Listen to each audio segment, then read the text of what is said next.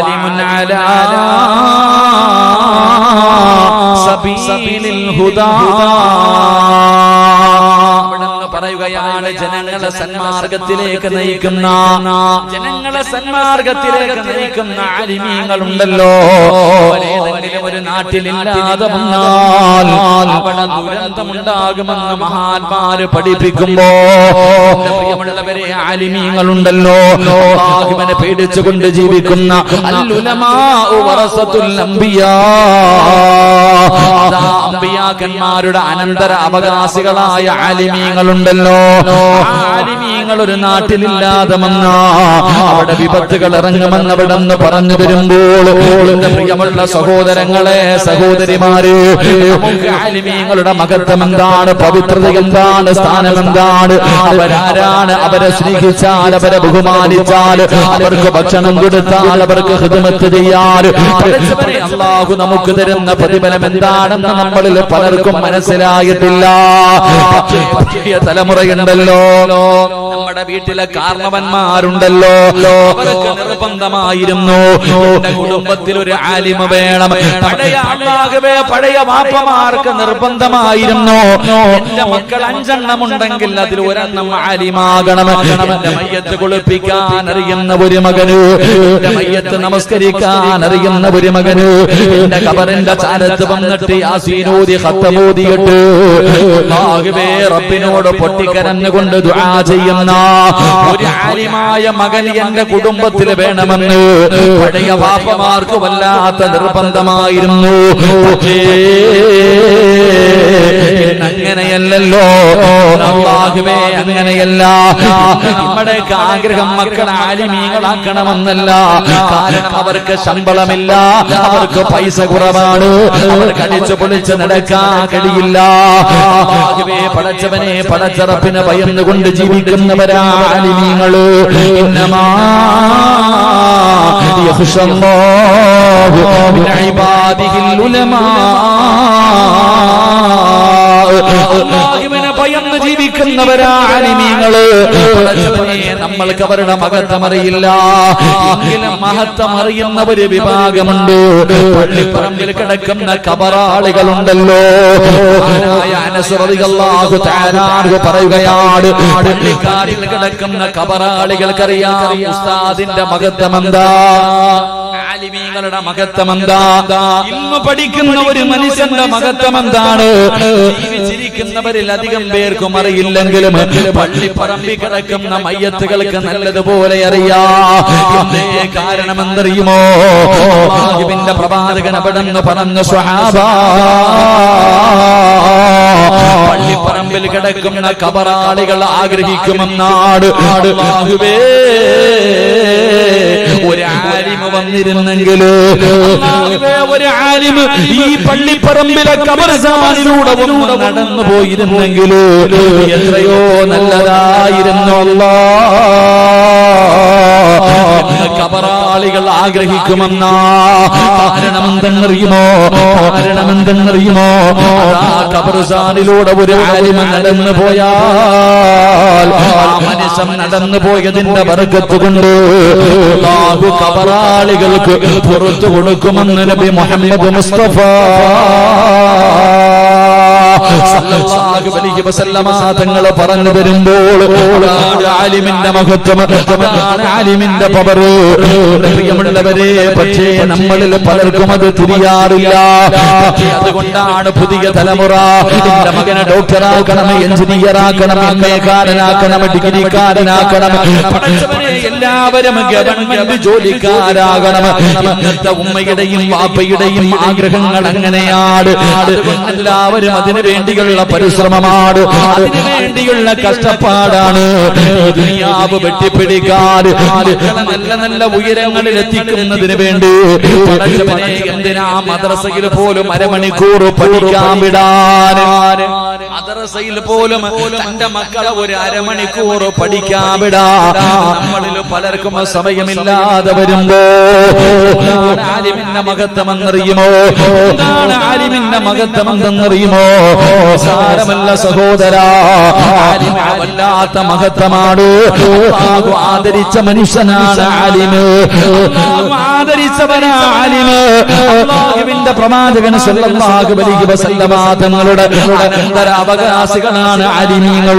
എല്ലാവർക്കും ഇൽമു പഠിക്കാൻ കഴിയില്ല, എല്ലാവർക്കും ഖുർആൻ കാണാതെ പഠിക്കാൻ കഴിയില്ല, എല്ലാവർക്കും മുത്തുനബിയുടെ ജീവിതം ഹദീസുകൾ അവിടുന്ന് പഠിക്കാൻ കഴിയില്ല. പ്രിയമുള്ളവരെ, കാരണം അത് അല്ലാഹുവിന്റെ പ്രകാശമാണ്, അല്ലാഹുവിന്റെ നൂറാണ്. ഖാലൽ ഇൽമു നൂറുല്ലാഹി ഹഖുൻ നൂറുല്ലാഹി ലാ യുഅതാ ലിഅസീഹി.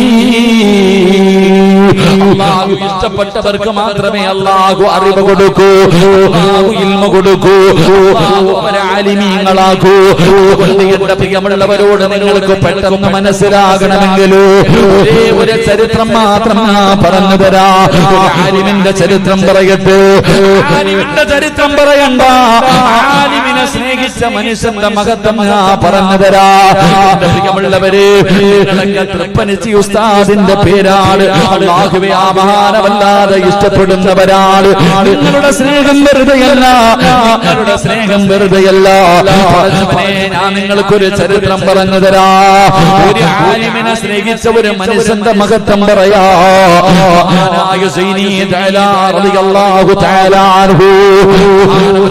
ഒരു ചരിത്രം പറയുകയാണ്. ഒരു ചരിത്രം ഞാൻ നിങ്ങൾക്ക് പറഞ്ഞു തരാ. ഉസ്താദന്മാരെ സ്നേഹിക്കുന്നവര്, ഉസ്താദന്മാരെ ഹൃദയത്തിൽ കൊണ്ടു നടക്കുന്നവര്, ഉസ്താദന്മാരെ ആദരിക്കുന്നവര്, അല്ലാഹു നിങ്ങൾക്ക് തരുന്ന പ്രതിഫലമെന്ന് ഞാൻ പറഞ്ഞു തരാ.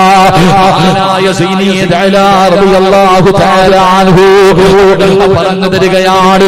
ഒരു നാട്ടിന് മഴയില്ല, അടക്കമല്ലാത്ത പ്രയാസത്തിലാണ്. വെള്ളം കിട്ടാതെ വരുമ്പോ മൃഗങ്ങൾക്കോ കുടിക്കാൻ വെള്ളമില്ല, എല്ലാവരും വല്ലാത്ത പ്രയാസത്തിലാണ്. അവസാനം ജനങ്ങൾ മുഴുവനും ഒരു ഗ്രൗണ്ടിൽ ഇങ്ങനെ ഒരുമിച്ച് കൂടുകയാ. മഴയില്ലാതെ വന്നപ്പോ കുടിക്കാൻ വെള്ളമില്ല, ജനങ്ങൾ മുഴുവനും വല്ലാത്ത പ്രയാസത്തില. ആ സമയത്ത് നാട്ടുകാര് മുഴുവനും ഒരു ഗ്രൗണ്ടിൽ ഒരുമിച്ച് കൂടി. എന്തിന്? അല്ലാഹുവിനോട് ദുആ ചെയ്യാൻ. അല്ലാഹുവിനോട് ദുആ ചെയ്യുന്നതിന് വേണ്ടി ഒരു നാട്ടുകാര് മുഴുവനും ഒരുമിച്ച് കൂടി. അവസാനം എല്ലാവരും അല്ലാഹുവിനോട് ദുആ ചെയ്തു, പടച്ചവനെ ഞങ്ങൾക്ക് നീ മഴ തരണം തമ്പുരാനെ. എല്ലാരും അല്ലാഹുവിനോട് ദുആ ചെയ്തു, പക്ഷെ മഴ പെയ്യണില്ല. എല്ലാവരും അല്ലാഹുവിനോട് ദുആ ചെയ്തു, മഴ പെയ്യുന്നില്ല. എല്ലാവരും വല്ലാത്ത വേദനയിലായി. പടച്ചവനെ, ഞങ്ങൾ എല്ലാവരും ഒരുമിച്ച് ദുആ ചെയ്തിട്ട് പോലും മഴ കിട്ടിയില്ലല്ലോ അല്ലാഹ്. എല്ലാവരും വലിയ പ്രയാസത്തില.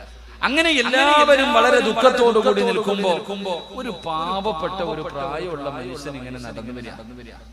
ഒരു പ്രായം ചെന്ന ആരുമൊന്നുമല്ല, ഒരു സാധുവായ ഒരു മനുഷ്യൻ. ആ മനുഷ്യൻ ഇങ്ങനെ നടന്നു വരുന്നു. അപ്പൊ ജനങ്ങളൊക്കെ ഇങ്ങനെ പ്രയാസത്തിൽ നിൽക്കുന്നത് കണ്ടപ്പോൾ ചോദിച്ചു, എന്താ നിങ്ങളുടെ പ്രശ്നം? എല്ലാരും വല്ലാത്ത ദുഃഖത്തിലാണല്ലോ, എന്ത് പ്രയാസം? അവിടുന്ന് പറഞ്ഞു, ഞങ്ങൾക്കും മഴയില്ല, ഞങ്ങൾ എല്ലാവരും മഴ കിട്ടുന്നതിന് വേണ്ടി അല്ലാഹുവിനോട് ദുആ ചെയ്തു, പക്ഷെ മഴ കിട്ടിയില്ല, അതിന്റെ പ്രയാസത്തിൽ നിൽക്കുകയാണ്. ഈ പ്രായം ചെന്ന മനുഷ്യൻ ചോദിച്ചു, ഞാനൊന്ന് ദുആ ചെയ്യട്ടെ. ഈ മനുഷ്യൻ ചോദിച്ചു, ഞാനൊന്ന് ദുആ ചെയ്യട്ടെ. എന്റെ പ്രിയമുള്ളവരെ, നമ്മളാണെങ്കിൽ എന്ത് ചിന്തിക്കും? പിന്നെ ഇപ്പൊ എളുപ്പം മറിക്കാൻ പോയില്ല, നമ്മളെങ്ങനെ ചിന്തിക്കാം? ഇവനിപ്പോ ഇത്രയും പേര് ചെയ്തിട്ടെങ്കിൽ ഇയാള് മാത്രം ചെയ്തിട്ട് എന്ത് കിട്ടാൻ? പക്ഷെ ആ ജനങ്ങൾ പറഞ്ഞു, ചെയ്തോ കുഴപ്പമൊന്നുമില്ല, നിങ്ങൾ ദുആ ചെയ്യാൻ പറഞ്ഞു. അങ്ങനെ ആ പ്രായം ചെന്ന മനുഷ്യൻ 2 റക്അത്ത് നമസ്കരിച്ചു. ആ പ്രായം ചെന്ന മനുഷ്യൻ 2 റക്അത്ത് നമസ്കരിച്ചു. എന്നിട്ട് തന്റെ ഇരുകരങ്ങൾ അല്ലാഹുവിന്റെ ദർബാറിലേക്ക് ഉയർത്തുകയാണ്. 2 കൈയും അല്ലാഹുവിന്റെ ദർബാറിലേക്ക് ഉയർത്തിയിട്ട് അവിടുന്ന് ദുആ ചെയ്തു, അല്ലാഹുമ്മ ബിഹഖി മാ ഫീ റഅസി. അല്ലാഹുവേ, എന്റെ കണ്ണുണ്ടല്ലോ, എന്റെ കണ്ണിന്റെ ബർക്കത്ത് കൊണ്ട് ഇവർക്ക് മഴ കൊടുക്കണേ അല്ലാഹ്. അവിടുന്ന് ദുആ ചെയ്തത് എങ്ങനെയാണ്? എന്റെ കണ്ണിന്റെ ബർക്കത്ത് കൊണ്ട് നീ ഇവർക്ക് മഴ കൊടുക്കണേ തമ്പുരാന്. ആ മനുഷ്യനങ്ങ് ദുആ ചെയ്ത് കഴിയുമ്പോ സുബ്ഹാനല്ലാഹ്, ആ ആകാശത്ത് നിന്ന് മഴത്തുള്ളികൾ പെയ്തിറങ്ങുകയാണ്. ആകാശത്ത് നിന്ന് മഴത്തുള്ളികൾ പെയ്തിറങ്ങുകയാണ്. ജനങ്ങൾ മുഴുവനും അത്ഭുതപ്പെടുകയാണ്. ആരാണ് പടച്ചവന്? മനുഷ്യനാരാണ് തമ്പുരാന്? മനുഷ്യന്റെ കണ്ണിന്റെ ബർക്കത്ത് എന്താണ്? ജനങ്ങൾ മുഴുവനും അവിടെ നിന്ന് ഒരുമിച്ച് കൂടി പാവപ്പെട്ട മനുഷ്യനോട് ചോദിക്കുകയാ, എന്താണ് നിങ്ങളുടെ കണ്ണിന്റെ ബർക്കത്ത്? എന്താണ് നിങ്ങളുടെ കണ്ണിന്റെ ബർക്കത്ത്? ആ മനുഷ്യൻ അവിടെ നിന്ന് പറഞ്ഞു കൊടുക്കുകയാണ്. ആ മനുഷ്യൻ അവിടെ നിന്ന് പറയുകയാ, അദാനി ഐനാനി റഅത അബാ യസീദ് അൽ ബിസ്താമി. എന്റെ കണ്ണിന്റെ ബർക്കത്ത് എന്തെന്നറിയുമോ? ഞാൻ ഈ കണ്ണ് റബ്ബിനോട് അല്ലാഹുവേ ഈ കണ്ണിന്റെ ബർക്കത്ത് കൊണ്ട് എനിക്ക് തരണേ എന്ന് ചോദിച്ചാൽ അല്ലാഹു എന്തും ആ മനുഷ്യന് കൊടുക്കുമായിരുന്നു. അല്ലാഹുവേ ഈ കണ്ണിന്റെ ബർക്കത്ത് കൊണ്ട് അല്ലാഹ് നീ എനിക്കൊരു കാര്യം തരണേ എന്ന് ചോദിച്ചാൽ ആ മനുഷ്യൻ ചോദിക്കുന്ന കാര്യം അല്ലാഹു കൊടുക്കുമായിരുന്നു. ജനങ്ങൾ ചോദിച്ചു, നിങ്ങളുടെ കണ്ണിന്റെ ബർക്കത്ത് എന്താ? ആ മനുഷ്യൻ പറഞ്ഞു, ഈ കണ്ണേതെന്നറിയുമോ? ഈ കണ്ണാരെ കണ്ട കണ്ണെന്നറിയുമോ? അബൂ യസീദുൽ ബിസ്താമി എന്ന് പറയുന്ന താബിഈങ്ങളിൽപ്പെട്ട ലോകമറിയുന്ന ഒരു പണ്ഡിതനെ കണ്ട കണ്ണാട്, ഒരു ആലിമിനെ കണ്ട കണ്ണാട്, ഒരു ഉസ്താദിനെ കണ്ട കണ്ണാട്. അതുകൊണ്ട് ഞാൻ അല്ലാഹുവിനോട് എന്ത് ചോദിച്ചാൽ അല്ലാഹു എനിക്ക് തരുമെന്ന് പറയുമ്പോ ആലിമിനെ കണ്ട മനുഷ്യന്റെ മഹത്വം ഇതാണെങ്കിലോ, ആലിമിനെ കണ്ട മനുഷ്യന്റെ മഹത്വം ഇതാണെങ്കിലോ, പ്രിയമുള്ളവരെ ആലിമിന്റെ മഹത്വം എന്താ? ആനായ തൃപ്പനച്ചി ഉസ്താദിനെ കണ്ട പലരുമുണ്ടല്ലോ. പ്രിയമുള്ളവരെ, നിങ്ങൾ ആരാണ്? അല്ലാഹു ഇഷ്ടപ്പെട്ടവരാണ്. ആലിമിനെ കണ്ട മനുഷ്യന്റെ മഹത്വം ഇതാണെങ്കിൽ ചിന്തിച്ചു നോക്ക്. ഒരു ആലിമിന്റെ പ്രാർത്ഥന, ഒരു ആലിമിന്റെ ദുആ, ഒരു ആലിമിന്റെ സ്ഥാനം എന്താ? മഹാനായ നബി മുഹമ്മദ് മുസ്തഫ സല്ലല്ലാഹു അലൈഹി വസല്ലമ തങ്ങൾ പറയുകയാ, ഒരു ആലിമിന്റെ ഒരേ ഒരു മഹത്വം ഞാൻ പറഞ്ഞു തരാ. നബി പറയുകയാണ്, സഹാബ 5 കാര്യങ്ങളിൽ നോക്കുന്നത് ഇബാദത്തിന്റെ കൂലി കിട്ടുന്ന കാര്യമാണ് സഹാബ. നബി അവിടെന്ന് പറയുകയാ, 5 കാര്യങ്ങളിൽ നോക്കുന്നത് ഇബാദത്താണ്. അവരുടെ കണ്ണിന്റെ കാഴ്ച കുറയൂല, അവരുടെ കാഴ്ച നഷ്ടപ്പെടൂല. എന്റെ പ്രിയമുള്ളവരെ, അബൂ ഹുറൈറ തങ്ങൾ പറയുകയാണ്, അല്ലാഹുവിന്റെ റസൂൽ അവിടെന്ന് പറഞ്ഞു വന്നു, ഇബാദത്തിന്റെ കൂലി കിട്ടുന്ന ഒന്നാമത്തെ കാര്യം എന്തെന്നറിയുമോ? സ്വർഗത്തിൽ നിന്ന് കൊണ്ടുവന്ന എന്ന് പറയുന്ന കല്ലുകൊണ്ട് അലങ്കരിച്ച പടച്ചറപ്പിന്റെ പരിശുദ്ധമായ കഅബാലയമുണ്ടല്ലോ. കറുത്ത കല്ലുകൾ കൊണ്ട് മൂടിയിരിക്കുന്ന ആ പരിശുദ്ധമായ കഅബാലയമുണ്ടല്ലോ. നിങ്ങളും ഹയ്യ അലൽ സ്വലാ ഹയ്യ അലൽ ഫലാഹ് അല്ലാഹുവിന്റെ പള്ളിയുടെ മിനാരത്തിൽ നിന്ന് ബാങ്ക് വിളിച്ച പള്ളിക്കകത്തേക്ക് കടന്നു ചെന്നിട്ട് അല്ലാഹുവേ ഞാൻ ഖിബിലയ്ക്ക് അഭിമുഖമായി നിന്ന് നിസ്കരിക്കുന്നു എന്ന് നിയ്യത്ത് ചെയ്തിട്ട് ഞാനും നിങ്ങളും നേരെ നിന്ന് നിസ്കരിക്കുന്ന കഅബയുണ്ടല്ലോ, ആ പരിശുദ്ധമായ കഅബാലയം ഏതെങ്കിലും ഒരു മനുഷ്യനെ കണ്ണുകൊണ്ട് നോക്കിക്കൊണ്ടിരുന്നാൽ നോക്കുന്ന സമയം എത്രയും ഇബാദത്തിന്റെ കൂലിയാണെന്ന് ആദരവായ പ്രവാചകൻ നബി മുഹമ്മദ് മുസ്തഫ സല്ലല്ലാഹു അലൈഹി വസല്ലം കഅബാലയത്തിൽ നോക്കിക്കൊണ്ടിരിക്കുക. ഒന്നും പറയണ്ട. അല്ലാഹുവിന്റെ പരിശുദ്ധമായ കഅബാലയത്തിലേക്ക് നോക്കിക്കൊണ്ടിരിക്കുന്ന അത്രയും സമയം ഇബാദത്തിന്റെ കൂലിയ. ആ മനുഷ്യന്റെ കണ്ണിന്റെ കാഴ്ച കുറയാറുമില്ല. അല്ലാഹു നമുക്ക് ഈമാൻ നൽകുമാറാകട്ടെ. അല്ലാഹു പോയി സിയാറത്ത് ചെയ്യാൻ ഭാഗ്യം നൽകുമാറാകട്ടെ. അല്ലാഹു മരിക്കുന്നതിന് മുമ്പ് ഹജ്ജും ഉംറയും സിയാറത്ത് ചെയ്യാൻ അല്ലാഹു നമുക്ക് എല്ലാവർക്കും ഭാഗ്യം നൽകുമാറാകട്ടെ. ഒന്ന് പോകണം ഇടയ്ക്കൊക്കെ. ചുമ്മാ ഇങ്ങനെ നടന്നാ പോരാ, ചുമ്മാ അങ്ങോട്ടും ഇങ്ങോട്ടും വായി നോക്കി നടന്നാ പോരാ. ഒന്ന് പോകണം, മക്കത്ത് പോകണം, കഅബാലയത്തിൽ പോകണം, ഹജറുൽ അസ്വദ് തൊടണം, ഹജറുൽ അസ്വദ് ചുംബിക്കണം, കഅബാലയത്തിന്റെ കില്ല പിടിക്കണം, മഖാം ഇബ്രാഹിമിന്റെ മുന്നിൽ പോയി നിസ്കരിക്കണം, ഹിജ്റ ഇസ്മായിൽ അകത്ത് കയറണം, സ്വർണ്ണപ്പാത്തിയുടെ താഴെ നിന്ന് ദുആ ചെയ്യണം. ഇതൊക്കെ പോയി കാണാനും ചെയ്യാനുമുള്ളതാണ്. പൈസ ഇല്ല എന്ന് പറഞ്ഞിട്ട് പിന്നെ ആകട്ടെ എന്ന് പറഞ്ഞ് നീട്ടേണ്ട കാര്യമല്ല. അള്ളാഹു ഇഷ്ടപ്പെട്ടവർക്ക് മാത്രമേ അവിടെ ചെല്ലാൻ കഴിയൂ. അള്ളാഹു ഭാഗ്യം തരുമാറാകട്ടെ. ഹജ്ജും ഉംറയും സിയാറത്തും ചെയ്യാൻ അള്ളാഹു ഭാഗ്യം തരുമാറാകട്ടെ. പോകാൻ ആഗ്രഹമുണ്ടോ?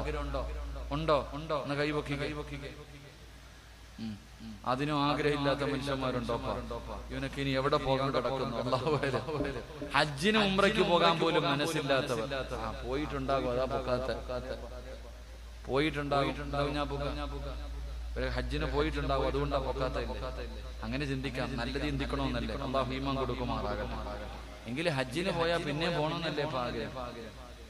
അല്ലേ? അള്ളാന്റെ കഅബ കണ്ട മനുഷ്യന് പിന്നെയും കാണാൻ പോകാനല്ലേ ആഗ്രഹം? ഉള്ളത് പറ. ആണോ? ഇതൊക്കെ ഏത് കൂട്ടത്തിലായിരിക്കും? അള്ളാഹു ഹിദായത്ത് നൽകി അനുഗ്രഹിക്കുമാറാകട്ടെ. എല്ലാവരും പോകണം. ചുമ്മാ ഇങ്ങനെ വാരിക്കൂട്ടി വെക്കാനുള്ളതല്ല. ആഫിയത്തും ആരോഗ്യമുള്ള സമയത്ത് വയസ്സാം കാലത്ത് ഉമ്മായി ഏതെങ്കിലും വണ്ടി കയറ്റി വിടലല്ല. പാപ്പാനെ പ്രായം ചെന്ന പല മാതാപിതാക്കൾക്കും ഹജ്ജിനും ഉംറയ്ക്കും പോകാൻ പറ്റാത്തതിന്റെ കാരണം മക്കളുടെ തിരക്ക്. മാതാവിനും പിതാവിനും ഹജ്ജിന് പോകണമെന്ന് ആഗ്രഹമുണ്ട്, പൈസയുണ്ട്, പോകാത്ത എന്ത്? മക്കൾക്ക് സമയമില്ല കൊണ്ടുപോകാൻ തന്നെ. ഏതെങ്കിലും ഒരു ഗ്രൂപ്പിൽ കണ്ട ലഗേജ് വിടുന്ന പോലെ വിടാം. ഏതെങ്കിലും ഒരു ഗ്രൂപ്പ് ഉണ്ടെങ്കിൽ അറിയുന്ന ആരെങ്കിലും പോയാ ലഗേജ് കയറ്റിവിടുന്നത് പോലെ വാപ്പാനെ ഉമ്മാനെയും കയറ്റിവിടുക. ഇത് തന്നെ അവസ്ഥ. എന്തിനാടാ മോനെ? അല്ലാഹു ഈമാൻ നൽകുമാറാകട്ടെ. സമയമില്ല ഒന്ന് വാപ്പാനെ കൊണ്ട് മക്കത്ത് പോയിട്ട് ഉംറ ചെയ്യിപ്പിക്കാൻ, ഹജ്ജ് ചെയ്യിപ്പിക്കാൻ. ഇന്നത് മക്കൾക്ക് സമയമില്ല. അതുകൊണ്ട് നാളെ നിങ്ങളുടെ മക്കളും ചെയ്യണമെന്നൊന്നുമില്ല. ഈ യുവന്മാരുടെ ഒക്കെ ഭരണമാണ്. അള്ളാഹു അല ഇനിയിപ്പം കയറ്റി വിട്ടാൽ തന്നെ വലിയ പ്രശ്നമില്ല. അത് ഇനി എപ്പോഴാ പറ്റുന്ന അറിയത്തില്ല. ഉള്ള നേരത്തെ പൊക്കോണം. അള്ളാഹു ഭാഗ്യം തരുമാറാകട്ടെ. സത്യല്ലേ? ഈ നിയമങ്ങളൊക്കെ ഇങ്ങനെ വരെയല്ലേ? നമ്മളൊക്കെ ഈ നാട്ടുകാരാണെന്ന് തെളിയിക്കണമെന്ന് പറഞ്ഞ് എന്ത് ചെയ്യാൻ? നിന്റെ വാപ്പാടെ വാപ്പ 1971 51 ഇവിടെ ഉണ്ടെന്ന് പറയുന്നത് തെളിയിക്ക്. എന്ത് രേഖ നിന്റെ ഉള്ള? എന്ത് രേഖയുള്ള? ഒരു രേഖയില്ല മനുഷ്യ. കാരണം എന്ത്? നമുക്ക് എന്തിനാ രേഖ? പള്ളിക്കാട്ടി പോകാൻ വേണ്ടി കാത്തിരിക്കുന്നത് നമുക്ക് എന്ത് രേഖ? എടാ അസ്റായീൽ എപ്പോഴാ വരുന്നതെന്ന് പറഞ്ഞിട്ട് കാത്തിരിക്കുക. അപ്പോഴാ ഇനിയിപ്പോ നീ ഇവിടെ ജനിച്ച, നീ എവിടെ ജനിച്ച നമുക്കെന്താ? സ്വർഗമെന്ന് പറയുന്ന വീട്ടിലേക്ക് പോകാൻ പള്ളിയിൽ നിന്ന് കൊണ്ടുവരുന്ന മയ്യത്ത് കട്ടിൽ എന്ന് പറയുന്ന വാഹനവും കാത്തു നിൽക്കുന്നവരെ നമുക്ക് എന്നാ വന്ന പെട്ടെന്ന് നമുക്ക് പോകണം. അള്ളാഹു ഭാഗ്യം തരുമാറാകട്ടെ. പോണ്ടേ? എന്താ പോണ്ട? ഇല്ല, ഇവിടെ തന്നെ നിൽക്കണം. അസ്റായീൽ വന്ന് വിളിച്ചാ പോണോ? പോണ്ടാന്ന് പറഞ്ഞാൽ ചങ്ങാതി വിട്ടിട്ട് പോവോ? ഇവിടെ കരുണയെന്ന് പറയുന്ന സാധനം ചങ്ങാതിക്കില്ല. അതാ വേറെ ആരുടെയും അസ്റായീൽ എന്ന് പറയുന്ന മലക്കിന് കരുണയില്ല. നീ ഒന്ന് പറഞ്ഞാൽ കേൾക്കത്തില്ല. എന്തൊക്കെ കൊടുക്കാന്ന് പറഞ്ഞാലും ഒരു പരിഗണനയില്ല. അതുകൊണ്ട് തന്നെ എന്തിനെ ആ മലക്കിന് അള്ളാഹു ഈ ജോലി കൊടുത്തത്? മനസ്സിനെ സൃഷ്ടിക്കാൻ വേണ്ടി തീരുമാനിച്ചപ്പോ അള്ളാഹു എല്ലാ മലക്കുകളോടും പറഞ്ഞു അത്രേ, ഭൂമി പോയിട്ട് ഒരു പിടി മണ്ണ് വാരിയിട്ട്. എല്ലാ മലക്കുകളും വന്നപ്പോ ഭൂമി കരച്ചില. ദയവ് ചെയ്ത് എടുക്കരുത്, സങ്കടം പറയാ. എല്ലാരും പിരിഞ്ഞു പോയി. അസ്റായീൽ അലൈഹിസ്സലാം ഇങ്ങോട്ട് വന്നപ്പോ ഭൂമി പറഞ്ഞ എത്ര കരഞ്ഞുകൊണ്ട്, നീ പോ, അള്ളാഹ് പറഞ്ഞ ഞാൻ എടുക്കും, പൊട ചങ്ങാതി എടുത്തോണ്ട് പോയി. ഇത് ഒരു കരുണയില്ലാത്ത മലക്കാണ് അസ്റായീൽ. വന്നു കഴിഞ്ഞാൽ കൊണ്ടേ പോകത്തുള്ളൂ. അള്ളാഹു നമ്മുടെ യാത്ര നല്ല പോലെ ആക്കി തരുമാറാകട്ടെ. അള്ളാഹു നല്ല യാത്ര നൽകുമാറാകട്ടെ. എന്റെ പ്രിയമുള്ള സഹോദരങ്ങളെ, ഉംറയ്ക്കും ഹജ്ജിനൊക്കെ ഞാൻ ഇൻഷാ അല്ലാഹ് ഉംറയ്ക്ക് പോകാൻ തീരുമാനിച്ചിട്ടുണ്ട്. അള്ളാഹു ഭാഗ്യം തരുമാറാകട്ടെ. നിങ്ങളൊക്കെ ദുആ ചെയ്യോ? ഓസിന് വേണ്ട, ഓസിനോട് പാല വിട്ട് അങ്ങോട്ടും ഇങ്ങോട്ടും പോകണം. നിങ്ങളൊക്കെ ദുആ ചെയ്തിട്ട് ഞാൻ അവിടെ പോയാ എനിക്ക് ദുആ ചെയ്തവർക്ക് വേണ്ടി ഞാൻ അവിടെ നിന്ന് ദുആ ചെയ്യാം ഇൻഷാ അല്ലാഹ്. ഇനി പറ, ദുആ ചെയ്യോ? സന്തോഷം ഇല്ലാത്തതിന്റെ ദുആ ചെയ്യോ? അല്ലാഹു നമ്മളെല്ലാവരെയും എത്തിക്കുമാറാകട്ടെ.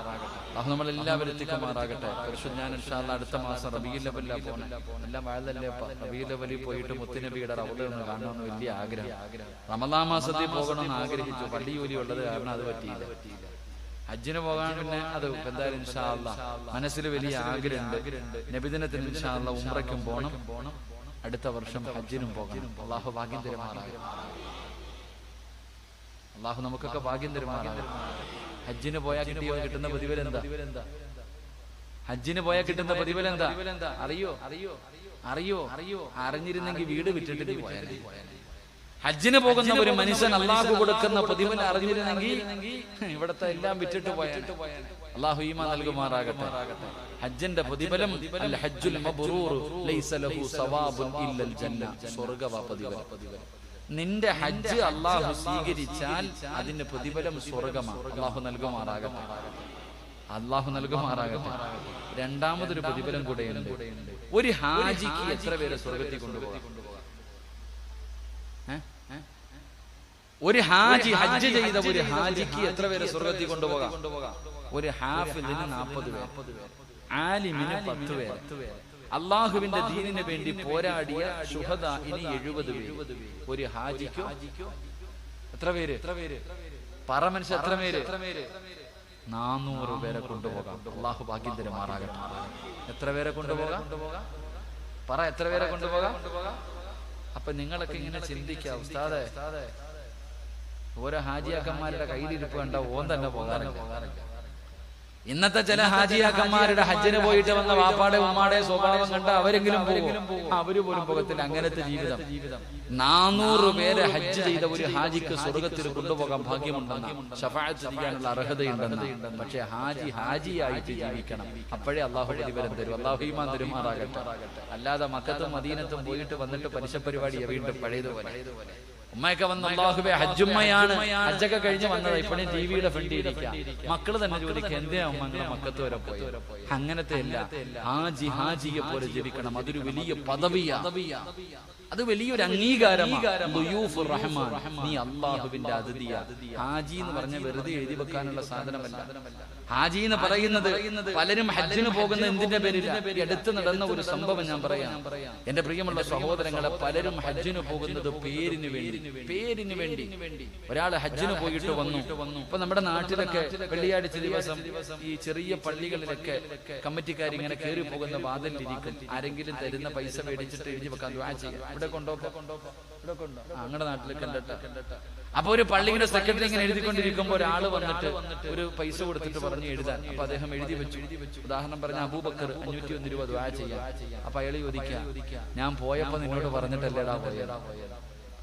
ഞാൻ പോയപ്പോ നിന്നോടും കൂടെ പറഞ്ഞിട്ടല്ലേ പോയത്? എവിടെ പോയപ്പോ? ഹജ്ജിന് പോയപ്പോ. ഹാജിന്ന് എഴുതിയില്ല, അതിന്റെ പേര്. എന്റെ പ്രിയമുള്ളവരെ, അപ്പൊ അങ്ങനെ ചിന്തിക്കുന്നവരുമുണ്ട്. അള്ളാഹു നമുക്ക് ഈമാൻ നൽകുമാറാകട്ടെ. അപ്പൊ പരിശുദ്ധമായ കഅബാലയത്തിൽ പോയി ഹജ്ജ് ചെയ്ത എത്ര പേരെ കൊണ്ടുപോകാം?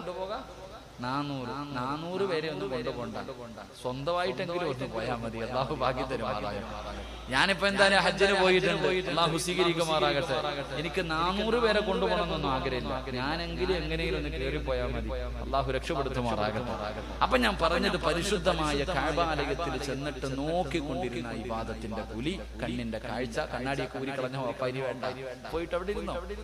2 അള്ളാഹുവിന്റെ വിശുദ്ധമായ ഖുർആൻ, 114 സൂറത്തുകൾ, 6666 ആയത്തുകൾ നോക്കിക്കൊണ്ടിരിക്കും. അറിയത്തില്ലേ? വേണ്ട.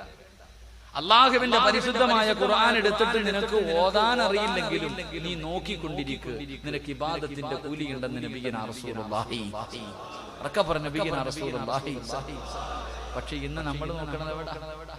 ഏറ്റവും കൂടുതൽ നോക്കുന്നത് ഇന്ന് ആണുങ്ങളും മൊബൈലിലാണ്. അല്ലാഹുവേ, മൊബൈലായാൽ മതിയായിരുന്നു ചില ആഗ്രഹിക്കുക. ഏറ്റവും കൂടുതൽ മൊബൈലിൽ ഇങ്ങനെ നോക്കിക്കൊണ്ടിരിക്കുന്നു, TV കണ്ടുകൊണ്ടിരിക്കുന്നു. പടച്ചവനെ, ഖുർആൻ തുറക്കാനോ നോക്കാനോ ഒന്നിനും സമയമില്ല. അല്ലാഹു നമുക്ക് ഈമാൻ നൽകുമാറാകട്ടെ. 3 പ്രവാചകൻ സല്ലല്ലാഹു അലൈഹി വസല്ലമ തങ്ങൾ പറഞ്ഞു, ഉമ്മയുടെ മുഖത്ത് നോക്കുക, ഉമ്മയുടെ മുഖത്ത് നോക്കിക്കൊണ്ടിരിക്കുക, അത് ഇബാദത്തിന്റെ കൂലി കിട്ടുന്ന കാര്യമാണെന്ന് നബിയുനാ റസൂലുള്ളാഹി. ആരുടെ മുഖത്ത് നോക്കുക? ഉമ്മയുടെ മുഖത്ത്. പിന്നെ മുടിയെല്ലാം നരച്ച്, തൊലിയെല്ലാം ചുളുങ്ങി, രോഗം പിടിച്ചിട്ട് ചുരുണ്ട് കിടക്കണ. ഇനി ഉമ്മാന്നല്ലല്ലോ പറയണേ. ഇന്നത്തെ യുവതലമുറ പറയണത് കിളവിന്ന് വിളിക്കണം. കിളവി എന്ന് വിളിക്കുന്നത്തെ മക്കൾ. അതുകൊണ്ടാണല്ലോ കാമുകൻ ഫോൺ വിളിക്കുമ്പോ കാമുകി പറയുകയാ, രണ്ടും ഉറങ്ങിയിട്ടില്ലടാ. ആര്? വാപ്പായുമായി. 2 സാധനം ഉറങ്ങിയിട്ടില്ല ഇന്നത്തെ തലമുറ പറയുന്നത്. എന്റെ പ്രിയമുള്ള സഹോദരങ്ങളെ, സഹോദരിമാരെ, ഉമ്മയുടെ മുഖത്ത് നോക്കുന്നത് ഇബാദത്താ. ഇബാദത്തിന്റെ കൂലി കിട്ടും. ആ നോക്കുന്ന മക്കൾക്ക് കണ്ണാടിയൊന്നും വെക്കണ്ട, കാഴ്ച ശക്തി നഷ്ടപ്പെടൂല. അള്ളാഹു നമുക്ക് ഈമാൻ നൽകുമാറാകട്ടെ. അള്ളാഹു നമ്മുടെ ഉമ്മമാർക്ക് അള്ളാഹു ആഫിയത്തും ദീർഘായുസ്സും കൊടുത്ത് അനുഗ്രഹിക്കുമാറാകട്ടെ. അവരുടെ കാൽച്ചുവട്ടിൽ കിടക്കുന്ന സ്വർഗം അള്ളാഹു നമുക്ക് നൽകി അനുഗ്രഹിക്കുമാറാകട്ടെ. ആ ഉമ്മയ്ക്ക് ഖിദ്മത്ത് ചെയ്യാൻ, അവരുടെ കയ്യും കാലും നെക്കി കൊടുക്കാൻ, അവരോട് സ്നേഹത്തോടുകൂടി സംസാരിക്കാൻ, അവരെ കെട്ടിപ്പിടിച്ച് ചുംബനം കൊടുക്കാൻ അള്ളാഹു നമുക്ക് ഭാഗ്യം നൽകുമാറാകട്ടെ. അപ്പൊ എന്ത് ചെയ്യണം? മാതാപിതാക്കളുടെ മുഖത്ത് ഇങ്ങനെ നോക്കിക്കൊണ്ടിരിക്കും. ഉമ്മയുടെ മുഖത്ത് സമയം കിട്ടുമ്പോൾ എടുത്തു പോയിരിക്കണം. കൈകാലുകളൊക്കെ ഒന്ന് നെക്കി ഉമ്മയുടെ കാര്യങ്ങളൊക്കെ പറഞ്ഞ് അൽഹംദുലില്ലാ ഉമ്മയുടെ മുഖത്ത് ഉമ്മ കൊടുക്കണം. അല്ലാഹു ഭാഗ്യം തരുമാറാകട്ടെ. ഉമ്മയ്ക്ക് എവിടെ ഉമ്മ കൊടുക്കണ്ടേ? കവളിലാണോ നെറ്റിയിലാണോ? ഉമ്മായിക്ക് ഉമ്മ കൊടുക്കേണ്ടത് എവിടാ? പറ ചങ്ങായിമാരെ, എവിടാ? കവളിലില്ലേ? ഉമ്മായിക്ക് ഉമ്മ കൊടുക്കേണ്ടത് നെറ്റിത്തടത്തില. നെറ്റിത്തടത്തിൽ ഉമ്മ വെച്ചാൽ അതിന് വേറെ പ്രതിഫലം കിട്ടും. അല്ലാഹു ഈമാൻ തരുമാറാകട്ടെ. എവിടെ ഉമ്മ വെക്കണം? ഒന്ന് പറ, എവിടെ? ഈ ഫാനൊക്കെ ഒന്ന് ഓഫാക്കി. കൊടുങ്കാറ്റടിക്കണ പോലെയാണ് നടിക്കുന്നതൊക്കെ. എന്താ ചങ്ങാതി മൈക്ക് സെറ്റുകാരൻ ഓഫാക്കടാനിയ? പരലോകത്ത് നിൽക്കുന്ന രംഗം ഓർമ്മ വരണമെങ്കിൽ ഫാനൊക്കെ ഓഫാക്കും. ഇത്തിരി വിയർക്കുന്നത് നല്ലതാണ്. ഇത്തിരി വിയർ സുഖവാസമാണെങ്കിൽ പോയി ഒക്കെ ഒന്ന് ഓഫാക്കി. അത് തീർന്നാൽ തന്നെ ഏകദേശം. എന്നിട്ട് ഇത്തിരി ഇതിലൊക്കെ ഈ സാധനത്തിൽ ഇത്തിരി ഡിലെ വെച്ചൊന്ന് ചെറുതായിട്ടൊന്ന് തട്ടി വിട്ടോ. ഓഫാക്കി ഫാനൊക്കെ. ഇത്തിരി ചൂടുവെള്ളല്ലേ? മണി കാറ്റ് നിർത്തല്ലേ? എന്തൊരു പ്രയാസമുള്ളത് പോലെ. ഇതൊന്നും ഒരു ചൂടല്ല. വിയർക്കൊന്നും ഉസ്താദല്ലേ? വിയർക്കൊന്നും. ഇതൊന്നും ഒരു വിയർപ്പല്ല മനുഷ്യ. ഇതൊന്നും ഒരു വിയർപ്പല്ല. എന്റെ പൊന്നു മോനെ, വിയർപ്പിന്റെ അകത്ത് മുങ്ങി താഴും ഒരു ദിവസം വരാനുണ്ട്. കണ്ടിട്ടുണ്ടോ? വിയർപ്പിന്റെ അകത്ത് മുട്ടുവരെ, അരവരെ, നെഞ്ച് വരെ, കഴുത്ത് വരെ, തലമുകളിൽ വരെ വിയർപ്പിന്റെ അകത്ത് ജനങ്ങൾ മുങ്ങി നിൽക്കുന്ന ഒരു ദിവസം വരാനുണ്ട്. നബി മുഹമ്മദ് മുസ്തഫ. അതാ ചൂട്, അതാ ചൂട്. വീട്ടിൽ ചോറും കറിയും വെക്കുമ്പോ തിളക്കില്ല. എങ്ങനെ അരി തിളയ്ക്കുന്നത് പോലെ തലച്ചോറ് തിളയ്ക്കും. അരി തിളയ്ക്കുന്നത് പോലെ അല്ലാഹുവേ ചൂടുള്ള നാളുണ്ട്. ഖിയാമന്നാളാ ചുരുക്കി പറഞ്ഞാൽ എന്തു ഹാലാ ചൂളാ. വൻദോഷ വണ്ടിയുമായി വരുന്നേ കാളാ. ക്ഷീണത്തിനാലൊലിക്കുന്നതാണേ സുഹൃത്തുക്കളെ തിളയ്ക്കുന്നതാണേ മൂള. അമലൊന്നുമില്ല തങ്ങു ചെന്നാൽ കോള. തലച്ചോറ് തിളച്ചിട്ട് മുഖത്തുകൂടെ ഒലിച്ചിറങ്ങുന്ന ഒരു ദിവസം നിനക്ക് വരാനുണ്ട്. അന്ന് വായിലൂടെ പതയുന്നൊരകി ഒലിക്കുന്ന ദിവസമുണ്ടല്ലോ. വസ്ത്രമിടാതെ ചെമ്പിന്റെ തറയിൽ നിന്ന് ഉരുകുന്ന ഒരു ദിവസം നിനക്ക് വരാനുണ്ട്. അല്ലാഹുവേ, ആ ദിവസത്തിന് നീ ഞങ്ങളോട് കരുണ കാണിക്കണേ അല്ലാഹ്. അതുകൊണ്ട് എന്റെ പ്രിയപ്പെട്ടവരോട് പറയുകയാണ്, നിന്നെ 9.5 മാസക്കാലം ഗർഭം ചുമന്ന മരണവേദനയുടെ വേദനയെന്നെ പ്രസവിച്ച നിന്റെ പ്രിയപ്പെട്ട മാതാവുണ്ടല്ലോ. ആകെ പരാതിയില്ല, പരിഭവമില്ല. നീ വിശന്ന് കിടന്ന് പാലിന് വേണ്ടി കിടന്ന് കരയുമ്പോ, രോഗം പിടിച്ച് കിടന്നാലും പട്ടിണി കിടന്നാലും മൂടി വന്നിട്ട് നിനക്ക് പാല് തന്ന നിന്റെ പെറ്റുമ്മയുണ്ടല്ലോ. അമ്മാടെ നെറ്റിത്തടത്തിൽ ഉമ്മ കൊടുക്കൂ. അമ്മാടെ നെറ്റിത്തടത്തിൽ ഉമ്മ കൊടുക്കൂ. അല്ലാഹു നിനക്ക് തരുന്ന പ്രതിഫലം എന്തെന്നറിയുമോ? അതുകൊണ്ട് ഉമ്മാടെ മുഖത്ത് നോക്കിയിരിക്കലൂ ഇബാദത്തിന്റെ കൂലി കിട്ടുന്ന കാര്യമാണെന്ന് നബി മുഹമ്മദ് മുസ്തഫ സല്ലല്ലാഹു അലൈഹി വസല്ലമ തങ്ങളെ പറഞ്ഞു തരുമ്പോ, രണ്ടാമത്തെ കാര്യം എന്തെന്നറിയുമോ? സംസം വെള്ളം കുടിക്കുമ്പോ നോക്കണേ മുസ്ലിമേ, ഹജ്ജിനും ഉംറയ്ക്കും പോയിട്ട് വന്നവർ സംസം വെള്ളം കൊണ്ട് തരുമ്പോ വെറുതെ കുടിക്കാനുള്ളതല്ല. ആ വെള്ളത്തിലൊന്ന് നോക്കിയിട്ട് വേണം കുടിക്കാൻ. കാരണം നോക്കുന്നത് ഇബാദത്തിന്റെ കൂലി കിട്ടുന്ന കാര്യമാ. അഞ്ചാമത്തെ കാര്യം എന്തെന്നറിയുമോ?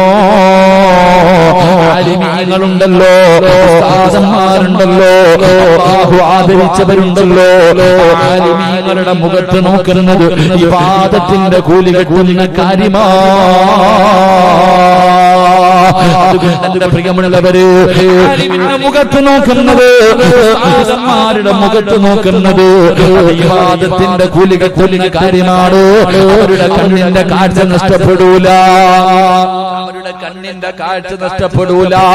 ആലിമിന്റെ മഹത്വമാണ് പറയുന്നത്, ആലിമിന്റെ മഹത്വമാണ് പറയുന്നത്. അതുകൊണ്ട് എന്റെ പ്രിയമുള്ള മുസ്ലിമേ, നിന്റെ കുടുംബത്തിൽ ഒരു ആലിമ വേണ്ട, ഒരു ഹാഫിള് വേണ്ട, ഒരു ആലിമ വേണ്ട.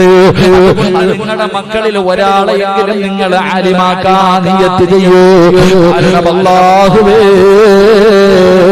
ഹാഫിളിന് 40 പേരെയാണ് അല്ലാഹുവിന്റെ പരിശുദ്ധമായ ഖുർആൻ 114 സൂറത്തുകൾ ഹൃദയത്തിൽ ചുമന്നുകൊണ്ട് നടക്കുന്ന അല്ലാഹുവിന്റെ ഖുർആൻ പഠിച്ച ഹാഫിളായ മക്കളുണ്ടല്ലോ. 40 പേരെയാണ് നാളെ പടച്ചറപ്പിന്റെ പരലോകത്ത് വെച്ച് ഇഷ്ടമുള്ള കുടുംബക്കാരാകട്ടെ നാട്ടുകാരാകട്ടെ ഇഷ്ടപ്പെട്ട 40 പേരുടെ കയ്യിൽ പിടിച്ചുകൊണ്ട് പടച്ചറപ്പിന്റെ അനുഗ്രഹങ്ങൾ കൊണ്ട് നിറച്ച സ്വർഗമുണ്ടല്ലോ.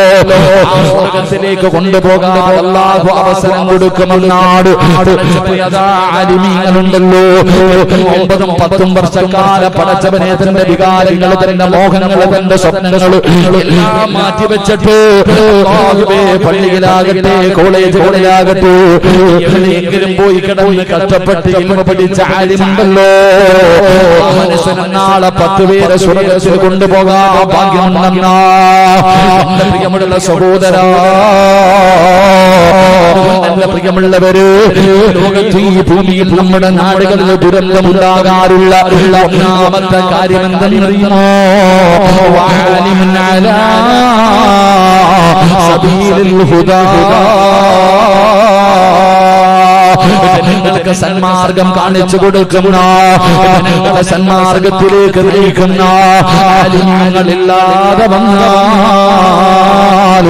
നാട്ടിലെ ഭൂകമ്പമല്ല, സുനാമിയല്ല, ഉരുൾപൊട്ടലല്ല, കൊടുങ്കാറ്റല്ല, ക്യാൻസർ അല്ല, ഏത് പ്രതി അല്ലാഹുവേ, ഏത് പരിശ്രമം കടന്നു വരുമെന്ന് മഹാന്മാര് പറയുമ്പോ പ്രിയമുള്ള സഹോദര, ഇന്നത്തെ ആലിമീങ്ങളുണ്ടല്ലോ, എല്ലാവരെയും കുറ്റപ്പെടുത്തുന്നില്ല. ഒരുപാട് അല്ലാഹുവിനെ ഭയന്ന് ജീവിക്കുന്ന ഒരുപാട് ആലിമീങ്ങളുണ്ട്. ആലിമീങ്ങളുടെ മരണം ഈ ലോകത്തിന്റെ നാശമാണ്. ആലിമീങ്ങളുടെ മരണം ലോക അവസാനത്തിന്റെ അടയാളമാണ്. ഇബ്നു അബ്ബാസ് റളിയല്ലാഹു തആല പറയുന്നുണ്ട്, ആലിമീങ്ങളുടെ മരണം ലോകത്തിന്റെ നാശമാണെന്ന് ഇവിടുന്ന് പറയുമ്പോ പ്രിയമുള്ളവരെ, ഒരുപാട് ആലിമീങ്ങള് പെട്ടെന്നാണ് ഒരുപാട് പേരങ്ങ് പോയത്. അല്ലാഹു അവരുടെ ദറജ ഉയർത്തി കൊടുക്കുമാറാകട്ടെ. സദസ്സിലിരിക്കുന്ന എന്റെ പ്രിയപ്പെട്ട ഉസ്താദന്മാരോട് ആരെയും ഞാൻ അടച്ചാക്ഷേപിക്കുന്നില്ല. പക്ഷേ പല ഉസ്താദന്മാർക്കും ഉള്ളത് പറയാ പേടിയാ. മറന്നു പോകുന്നു, മറന്നു പോകുന്നു. അധികം എല്ലാവരെയും ഞാൻ ആക്ഷേപിക്കുന്നില്ല. ഉൾപ്പെടെയുള്ള സമൂഹമുണ്ടല്ലോ, എന്ന് ഉള്ള കാര്യം തുറന്നു പറയാൻ പേടിയാ. ഭൂമിയിൽ ദുരന്തമുണ്ടാകാനുള്ള കാരണങ്ങൾ പെട്ടതാണ് ജനങ്ങൾക്ക് സന്മാർഗം കാണിച്ചു കൊടുക്കുന്ന ആലിമീങ്ങൾ. ഇല്ല എന്ന് ഞാൻ പറയുന്നില്ല, ഉണ്ട്. അല്ലാഹു അവർക്കൊക്കെ ദീർഘായുസ്സ് കൊടുക്കുമാറാകട്ടെ. പക്ഷേ പലർ കുറച്ച് പഠിച്ച ഇൽമ മറക്കുകയാണ്. പറയാ ഉള്ളത് ഏത് വൃത്തികേടുകൾ നടന്നാലും പറയാൻ മടിയാ. ഏതെങ്കിലും മോശമായ കാര്യങ്ങൾ, കള്ളുകുടിയെ കുറിച്ചോ വ്യഭിചാരത്തെ കുറിച്ചോ പലിശയെ കുറിച്ചോ പല കാര്യങ്ങളെ കുറിച്ചോ പറയാൻ ഉസ്താദന്മാർക്ക് പേടിയ. കാരണം പറഞ്ഞ പിന്നെ വീട്ടിൽ പോയിരിക്കേണ്ടി വരും. അല്ലാഹു ഈമാൻ തരുമാറാകട്ടെ. കാരണം പള്ളിയിലെ ഖതീബന്മാർക്ക്, ചില ഉസ്താദന്മാർക്ക് പറയാൻ പേടി. എന്തേ കാരണം? പറഞ്ഞു കഴിഞ്ഞാൽ പെട്ടിയും പ്രമാണവും പറക്കി വെച്ചിട്ട് വേണം പറയാൻ. സെക്രട്ടറിയെ കുറിച്ചോ പ്രസിഡന്റിനെ കുറിച്ചോ നാട്ടിലെ പണക്കാരനെ കുറിച്ചോ എന്തെങ്കിലുമൊക്കെ പറഞ്ഞു കഴിഞ്ഞാൽ പിന്നെ പെട്ടി എടുത്തുകൊണ്ട് പോകേണ്ടി വരും. പലർക്കും അതുകൊണ്ട് പലതും കണ്ടില്ല എന്ന് നടിക്കുന്നു, പറയാൻ മടിച്ചു പോകുന്നു. ഉസ്താദന്മാരോട് ചോദിക്കുന്നു, നിങ്ങൾ ആരെയാ നിങ്ങൾക്ക് ചെലവിന് തരുന്നത്? പള്ളി കമ്മിറ്റിക്കാരാ? നിങ്ങൾക്ക് കഴിക്കാനുള്ള ഭക്ഷണം തരുന്നത് സെക്രട്ടറിയോ പ്രസിഡന്റോ അല്ല. നിനക്ക് നിശ്ചയിച്ചിരിക്കുന്ന കാലം മാത്രമേ ആ പള്ളിയിൽ നീ ജോലി ചെയ്യൂ. നിന്റെ റിസ്ക് തീർന്നാൽ വേറെ പോണമല്ലോ. അതുകൊണ്ട് എന്റെ പ്രിയപ്പെട്ട ഉസ്താദന്മാരോട് പറയുന്നു, മരിക്കുന്ന കാലം വരെ നിനക്ക് ഭക്ഷണം തരാമെന്ന് അല്ലാഹു ഏറ്റിരിക്കുകയാണ്. അല്ലാഹു ഈമാൻ തരുമാറാകട്ടെ. ഉസ്താദന്മാർക്ക് മരിക്കുന്ന കാലം വരെ ഹലാലായ ഭക്ഷണം കൊടുക്കാമെന്ന് അല്ലാഹു ഏറ്റിട്ടുണ്ട്. അത് അല്ലാഹു ഏറ്റിരിക്കുക. നിങ്ങൾ എന്തിനാ പേടിക്കണം? ഉള്ളത് പറയാ. ഉസ്താദന്മാർക്ക് പള്ളിയിലേക്ക് വലിയ ഡിഷിന്റെ അകത്ത് ഭക്ഷണം കൊണ്ടുപോകുന്നത് കാണുമ്പോൾ കണ്ടോടാ കൊതി തോന്നിയിട്ട് കാര്യമൊന്നുമില്ല. അത് അല്ലാഹു അവർക്ക് ചെയ്തിരിക്കുന്ന അനുഗ്രഹമാണ്. ഒരുപാട് കാലം 6, 7, 8 കൊല്ലം കടന്ന പള്ളി ദർസുകളിൽ, സ്ഥാപനങ്ങളിൽ, ഹോസ്റ്റലുകളിൽ കഷ്ടപ്പെട്ട് അല്ലാഹുവെ കിട്ടുന്നതും കടിച്ച് അല്ലാഹുവെ തറയിൽ കടന്ന് പഠിച്ചതിന് അല്ലാഹു കൊടുത്ത അംഗീകാരം. അതുകൊണ്ടാണ് സുഭിക്ഷമായ ഭക്ഷണം ഓരോ വീട്ടിൽ നിന്നും അൽഹംദുലില്ലാ ഇന്ന് ഉസ്താദിനാണ്, എന്റെ വീട്ടിലാണ് ചിലവ്. എന്താ മനോഹരമായ ഭക്ഷണം. അല്ലാഹു ഈമാൻ തരുമാറാകട്ടെ. എന്റെ പ്രിയമുള്ള സഹോദരങ്ങളെ, സഹോദരിമാരെ, അതാണ് ഇൽമു പഠിച്ച ആലിമീങ്ങൾ. അല്ലാഹു അതുകൊണ്ട് ഉള്ളത് പറയാൻ മടിക്കരുത്, പറയണം. ആരായാലും തെറ്റ് കണ്ട പറഞ്ഞു കൊടുക്കണം. അത് ആലിമിന്റെ പള്ളിയുടെ കാര്യം തീരുമാനിക്കുന്നത് പള്ളിയിലെ സെക്രട്ടറിയോ പ്രസിഡന്റോ കമ്മിറ്റിക്കാരൊന്നുമല്ല, പള്ളിയിലെ ഇമാമ. പക്ഷെ ഇമാമിന്റെ സ്ഥാനത്തിരിക്കാതെ വരുമ്പോ അവിടെ വേറെ കയറിയിരിക്കും. അല്ലാഹു ഈമാൻ തരുമാറാകട്ടെ. അതുകൊണ്ട് എന്റെ പ്രിയമുള്ള സഹോദരങ്ങളെ, സഹോദരിമാരെ, ആലിമീങ്ങൾ, അല്ലാഹുവേ ജനങ്ങളെ സന്മാർഗത്തിലേക്ക് നയിക്കുന്ന ആലിമീങ്ങൾ ഒരു നാട്ടിലില്ലാതെ വന്നാൽ അവിടെ ഇങ്ങനെയുള്ള ദുരന്തങ്ങൾ ഉണ്ടാകും. അല്ലാഹു കാത്തിരക്ഷിക്കുമാറാകട്ടെ. അതുകൊണ്ട് റസൂലുള്ളാഹി സ്വല്ലല്ലാഹു അലൈഹി വസല്ലം തങ്ങൾ പറഞ്ഞു, ആലിമൻ ഔ മുതഅല്ലിമൻ ഔ മുഹിബ്ബൻ ഔ മുസ്തമിഅൻ ഫലാ തകുൻ ഖാമിസ.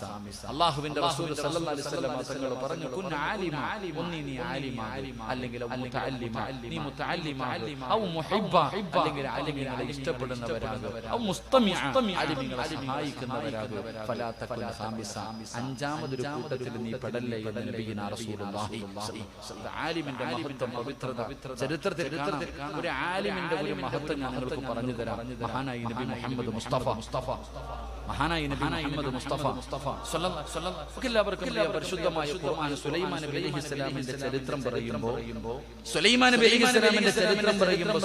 നബിക്ക് ഹുദ്ഹുദ് എന്ന് പറയുന്ന ഒരു പക്ഷിയുണ്ട്, മരംകൊത്തി പോലിരിക്കുന്ന ഒരു ജീവി. എന്റെ പ്രിയമുള്ള, അതിന്റെ കഥകളെ നമുക്കറിയാം. അതിങ്ങനെ നടക്കും, ഭൂമിയുടെ നാനാഭാഗങ്ങളിൽ ഇങ്ങനെ പറന്ന് നടക്കും. എവിടെയെങ്കിലും കാണുന്ന അത്ഭുതകരമായ കാര്യം സുലൈമാൻ നബിയുടെ അടുക്കൽ വന്ന് പറഞ്ഞു കൊടുക്കും. ആ കിളിയുടെ സ്വഭാവം അങ്ങനെ ഒരിക്കലും പോയിട്ട് കാണുന്നില്ല. അപ്പൊ ഈ കിളിക്ക് സുലൈമാൻ നബി അലൈഹിസ്സലാം ഇത്തിരി പ്രത്യേകമായിട്ടുള്ള പരിഗണനയാണ്, വലിയ സ്വാതന്ത്ര്യം. ഇത് കണ്ടപ്പോ പലർക്കും സഹിക്കണില്ല. എല്ലാരും സുലൈമാൻ നബിയോട് പരാതി പറഞ്ഞു, നബിയെ ഈ അടുത്തായിട്ട് ഇത്തിരി ആള് ഇങ്ങനെ വലിയ ഉത്തരവില്ല, ഇങ്ങനെ നടക്കാം, എവിടെങ്കിലൊക്കെ പോയതാ, ഇങ്ങനെ പരാതികൾ പറഞ്ഞു. സുലൈമാൻ നബി അലൈഹിസ്സലാം പറഞ്ഞു, വരട്ടെ, ഞാൻ ചോദിക്കാം. അങ്ങനെ ഹുദ്ഹുദ് എന്ന് പറയുന്ന പക്ഷി കടന്നു വന്നു. സുലൈമാൻ നബി ചോദിച്ചു, നീ എവിടെ പോയി? ആ സമയത്ത് പക്ഷി പറഞ്ഞു കൊടുത്ത്, നബിയെ, ബൽക്കീസ് എന്ന് പറയുന്ന ഒരു പെണ്ണിന്റെ ഒരു നാടുണ്ട്.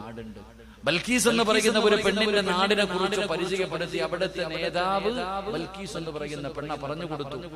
അവസാനം മഹാനായ സുലൈമാൻ നബി അലൈഹിസ്സലാം ഒരു കത്തെഴുതി ബൽക്കീസിനെ ഇസ്ലാമിലേക്ക് ക്ഷണിച്ചുകൊണ്ട് ഈ കിളി കൊണ്ടുപോയി കൊടുത്തു. നമുക്ക് ചരിത്രമറിയാം. അങ്ങനെ ബൽക്കീസും തന്റെ അനുയായികൾ മുഴുവനും സുലൈമാൻ നബി അലൈഹിസ്സലാമിന്റെ കൊട്ടാരത്തിലേക്ക് വിരുന്നിന് വരികയാണ്. ആ വരുന്ന സമയം ബൽക്കീസ് റാണിയുടെ കൊട്ടാരത്തിൽ ഒരു സിംഹാസനമുണ്ട്. ആ സിംഹാസനം ഒരുപാട് ചങ്ങലകൾ കെട്ടി കൊട്ടാരത്തിന്റെ ഉള്ളറയിൽ സൂക്ഷിച്ചു വെച്ചിട്ടാ വരുന്നത്. ഇതിനെക്കുറിച്ച് കിളി പറഞ്ഞു കൊടുത്തപ്പോ സുലൈമാൻ നബി അലൈഹിസ്സലാം എല്ലാവരെയും വിളിച്ചുകൂട്ടി, ജിന്നുകളെയൊക്കെ വിളിച്ചുകൂട്ടിയിട്ട് ചോദിച്ചു, ലക്ഷക്കണക്കിന് ഒരുപാട് കിലോമീറ്ററുകൾ അപ്പുറത്ത് കിടക്കുന്ന ബൽക്കീസ് റാണിയുടെ കൊട്ടാരത്തിന്റെ അകത്തിരിക്കുന്ന സിംഹാസനം എന്റെ മുന്നിൽ കൊണ്ടുവരണം. ആര് കൊണ്ടുവരും? ജിന്നുകളുടെ നേതാവായ ഒരു ജിന്ന് പറഞ്ഞു, ഞാൻ കൊണ്ടുവരാം. ഇരിക്കുന്ന സ്ഥലത്ത് നിന്ന് എഴുന്നേറ്റിട്ട് ഇരിക്കുന്നതിന് മുമ്പ് ഞാൻ കൊണ്ടുവരാം. അല്ലാഹു ഈമാൻ തരുമാറാകട്ടെ. സുലൈമാൻ നബി അലൈഹിസ്സലാമിനോട് പറഞ്ഞു, അങ്ങ് ഇരിക്കുന്ന സിംഹാസനത്തിൽ നിന്ന് എഴുന്നേറ്റിട്ട് ഇരിക്കുന്നതിന് മുമ്പ് ഞാൻ കൊണ്ടുവരാം. സുലൈമാൻ നബി പറഞ്ഞു, പറ്റൂല, ഇതിനേക്കാളും സ്പീഡിൽ കൊണ്ടുവരുന്ന ആരുണ്ട്? ആ സമയത്ത് ഒരു ആലിമായ നിമിഷം പറഞ്ഞു, ഞാൻ കൊണ്ടുവരാം. കണ്ണ് ചിമ്മി തുറക്കുന്നതിന് മുമ്പേ സുലൈമാൻ നബി അലൈഹിസ്സലാമിനോട് പറഞ്ഞു, അങ്ങയുടെ കണ്ണ് ഒന്നിങ്ങനെ ചിമ്മി തുറക്കുന്നതിന് മുമ്പ് കിലോമീറ്ററുകൾക്ക് അപ്പുറത്ത് കിടക്കുന്ന ബൽക്കീസ് റാണിയുടെ കൊട്ടാരത്തിലെ സിംഹാസനം ഞാൻ കൊണ്ടുവരാൻ നബിയെ. എല്ലാരും ഇങ്ങനെ അത്ഭുതത്തോടു കൂടി നിൽക്കാം. അല്ലാഹുവേ, പടച്ചവനെ, ആ മനുഷ്യൻ കൊണ്ടുവന്ന് മുന്നിൽ വെച്ചു കൊടുത്തു. സുലൈമാൻ നബി അലൈഹിസ്സലാമിന്റെ മുന്നിൽ കൊണ്ടുവന്ന് വെച്ചു കൊടുത്തു. സുലൈമാൻ നബിക്ക് അത്ഭുതമായി. ജിന്നുകൾക്ക് പോലും കഴിയാത്ത കാര്യം ഈ മനുഷ്യൻ എങ്ങനെ പറ്റി? അപ്പൊ അവിടെ നിന്ന് ചോദിച്ചപ്പോ പറഞ്ഞു, ഞാനൊരു ദിക്റ് പറഞ്ഞിട്ട് അള്ളാനോട് എന്ത് ചോദിച്ചാലും അള്ളാഹ് തരും. ഞാനൊരു ദിക്റ് പറഞ്ഞിട്ട് അള്ളാഹുവിനോട് എന്ത് ചോദിച്ചാലും അള്ളാഹു തരും. ആ ഉസ്താദ് പറയാ, ഇൽമു പഠിച്ച മനുഷ്യൻ പറയാ, അവിടെ നിന്ന് ചോദിച്ചു ഏത് ദിക്റാ? ആ ദിക്റ് പറഞ്ഞിട്ട് അള്ളാഹുവിനോട് ദുആ ചെയ്താൽ അള്ളാഹു ഉത്തരം തരുമെന്ന് നബി മുഹമ്മദ് മുസ്തഫ. ആർക്കെങ്കിലും അള്ളാഹുവിനോട് എന്തെങ്കിലും ചോദിക്കണമെന്നുണ്ടെങ്കിൽ ഈ ദിക്ർ അങ്ങോട്ട് പറഞ്ഞിട്ട് ചോദിച്ചാൽ നിന്റെ ദുആയ്ക്ക് ഇജാബത്തുണ്ട്. അള്ളാഹു പഠിക്കാൻ ഭാഗ്യം തരുമാറാകട്ടെ. അള്ളാഹു പഠിക്കാൻ ഭാഗ്യം തരുമാറാകട്ടെ. പറഞ്ഞുതരട്ടെ. വേണോ? ജോലി വേണോ? കടം മാറണോ? മക്കളുടെ കല്യാണം നടക്കണോ? വീട് വേണോ? നിന്റെ പ്രയാസം മാറണോ? ഈ ദിക്ർ ഇങ്ങോട്ട് പറ 313 പ്രാവശ്യം. ബദരീങ്ങൾ ബദറിന്റെ രണാങ്കണത്തിൽ പോയപ്പോ ഇതും പറഞ്ഞുകൊണ്ടാ പോയെ. അള്ളാഹു ഈമാൻ തരുമാറാകട്ടെ. അള്ളാഹുവിന്റെ റസൂൽ സല്ലല്ലാഹു അലൈഹി വസല്ലം തങ്ങൾ പറഞ്ഞു, ഈ ദിക്ർ പറഞ്ഞിട്ട് ദുആ ചെയ്താൽ അവന്റെ ദുആയ്ക്ക് ഉത്തരമുണ്ടെന്ന് നബി മുഹമ്മദ് മുസ്തഫ. പറഞ്ഞുതരട്ടെ. വേണോ? നേരെ ചാരി പറമ്പല്ലത് കടപ്പുറമല്ല. എന്റെ പ്രിയമുള്ള സഹോദരങ്ങൾ, ആ ദിക്ർ അല്ലാഹു പഠിക്കാൻ ഭാഗ്യം തരുമാറാകട്ടെ.